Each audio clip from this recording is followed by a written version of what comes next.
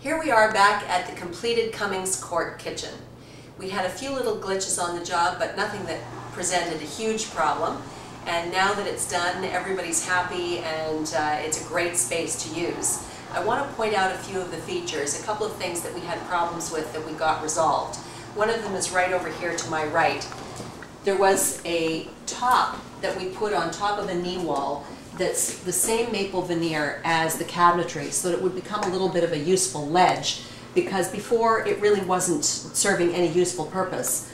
We had a difficulty here at this corner following the contour of the wall, and we had that replaced and it's re-veneered, and so it follows that contour really nicely and sits snugly on top of the wall. The other issue that we had was when the cabinetry was just installed, we discovered that one of the lights had been improperly located and it was too close, so it got moved out a little bit because it would have interfered with the crown molding. It was that close to the cabinet, so it got moved out just enough so that when they open the doors above, they can actually see into the cabinet because the light lights the cabinet interior. Behind me, I want to show you the countertop. What we did here was extend the peninsula of the kitchen into the eating area, made the countertop into a round end so that it became a table, comfortable for 5 people and even for 6 on occasion. The reason this works as opposed to a freestanding table is that you need clearance only on the front and the sides. You don't need clearance on the back. With a freestanding table, it has to stand far enough away from the countertop that you can get around it on all sides. Then it requires more room.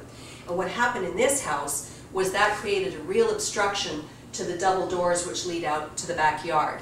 Excuse me. So this way, the countertop is a great eating counter. It's a table. It's at counter height, so it can be used for food preparation and also as a buffet for parties. So it's very, very useful. And that way they get a long run of very useful preparation countertop between the table and the sink, which is an incredible improvement over the last layout. And we didn't do a lot of different things over here. We kept the placement pretty much the same. Stove is in the center, but we did put in a counter depth fridge at this end, and that makes a big difference because the previous fridge used to stick way out into the kitchen, and that created a real problem accessing this corner. But now with a counter depth fridge, you can get into these cabinets in the corner very easily, and it's very, very accessible. So this is how it all turned out. I want to just show you up at the top of the crown molding. You may remember from one of our previous clips that we had a problem because the ceiling was not even. But you'd have to look really, really closely now to see where we pieced in maple at the top to make it tight up at the ceiling. And that's how we resolved that issue. And I think it's really quite successful because the problem is the ceiling varies in about ½ an inch from one side to the middle to the other side. It really dips in the middle. So we had a bit of a challenge there. But I think it's resolved very tidily and very neatly, and everybody's happy with that. And that's it for Cummings Crt.